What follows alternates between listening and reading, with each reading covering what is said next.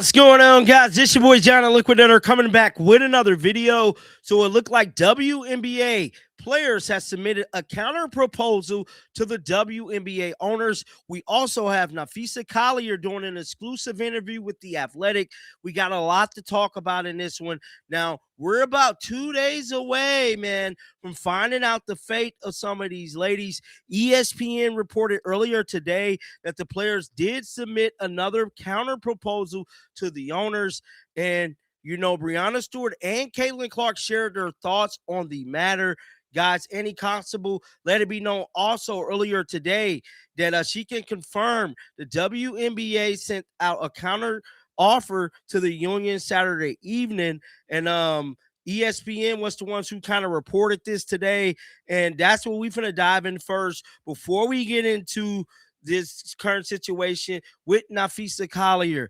Guys, we are getting so close to the deadline, man, and trying to understand what exactly is going to happen.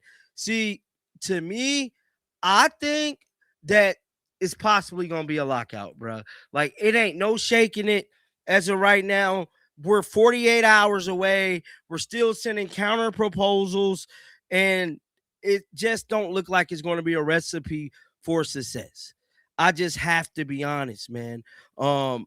This whole situation is getting quite startling.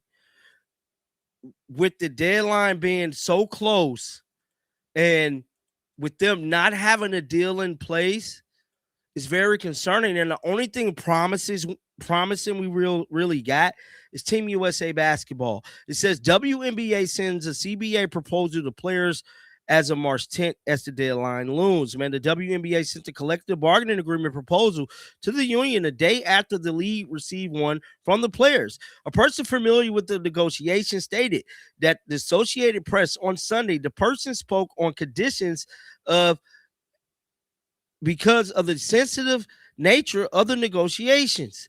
Now, the league response to a union proposal from Friday comes a few days before Tuesday's deadline set forth by which we know Adam Silver. Now, the union's previous proposal from a week ago had asked for an average 26% of gross revenue.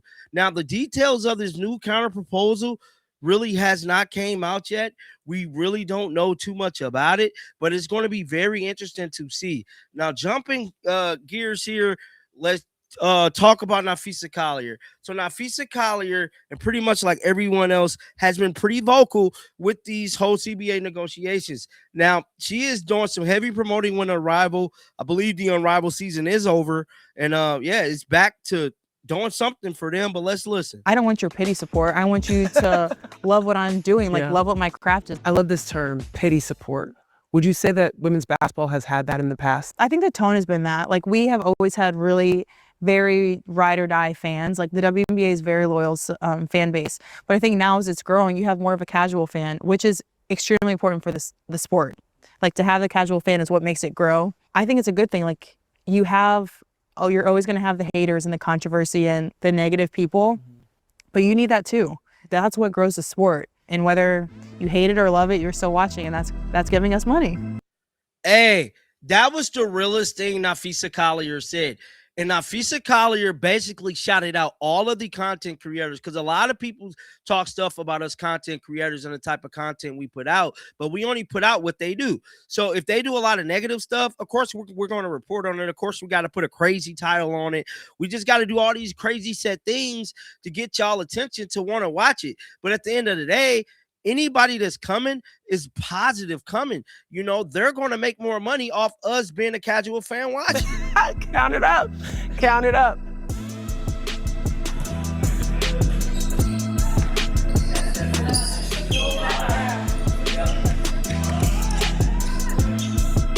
There's a narrative out there of the WNBA Unrivaled competitors against each other. What do you think about that narrative? I disagree. I mean, first of all, we're in opposite seasons, so we're not even competing at the same time. But also, I think we really help each other, because one of the pain points was that when we aren't in the WNBA season, we go dark. By having Unrivaled, you still have all these star players who are on TV. Every single one of our games is on on national television. So it keeps those names relevant. As Unrivaled grows and they go to the WNBA and they grow more there, then they come to Unrivaled and they grow more there. Did the W ever have an opportunity to be involved with Unrivaled? They did. Yeah, we did offer equity before we launched. Yeah. And they turned it down? They did. What do you think about that? I mean, that sounds like their loss. When you look at what's going on in the WNBA, you guys are going through your labor negotiations. What does Unrivaled do to set itself as a potential standard or a comparison for the W? Everything we're fighting for is salary, benefits, equity in the league. We have all these things without needing to be asked at Unrivaled. We want for nothing here. And not only do we meet like the minimum standards that we're begging for in the WNBA, we exceed them. So players see here what professional life should look like. And so it's really hard when you've been given that to accept less. I know Nneka Ogwumike is now involved with Project B, a league that is supposed to be more so the global landscape. What was it like when you first learned about Project B, thinking about another league popping up in a different space than the W? It benefits the players more than anything. Because when you have a monopoly, it's like you're only forced to do that one thing. By having options, it allows us to have leverage where we don't have to just accept anything that you give us, because if you don't give us what we're owed, like we have other places that we can go. And so when anyone has a job that is paying them, I'm happy for them. So I want to get to the WNBA back to when you have your exit interview, your end of season press conference, and you go in there and you say a statement that is powerful. I'm concerned about the future of our sport. We have the best players in the world. We have the best fans in the world. But right now we have the worst leadership in the world.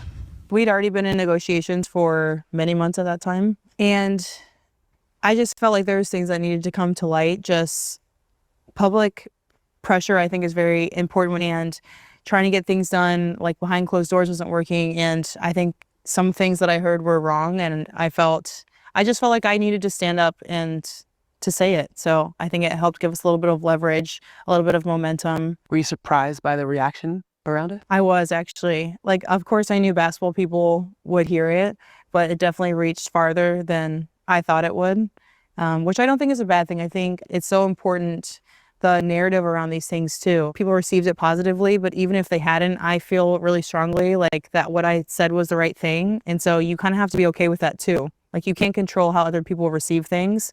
And so I knew that going in. Where does that strength come from? My family raised me this way. When I was younger, I was in like a small town in Missouri, and I was trying to get on a basketball team. No one would take me on the team, basically. And instead of just taking that, my parents were like, okay, we'll create our own team. And so we recruited a bunch of girls from like kind of fringe cities in Missouri, and we created the Lady Warriors, and we became the best basketball team in Missouri. So wow, my parents never take no for an answer, so I have to thank them for that. I just feel like that is the premonition of Unrivaled. Yeah. This was an empty room. It was a soundstage. And so we built everything. So that was Nafisa Kier speaking about her upbringing, but more importantly, speaking about how her family did not take no for an answer. I have to say, me hearing this little segment make me think so different of Nafisa Kier. Now, she is from our home state here in Missouri, but I think she support everything that is going on.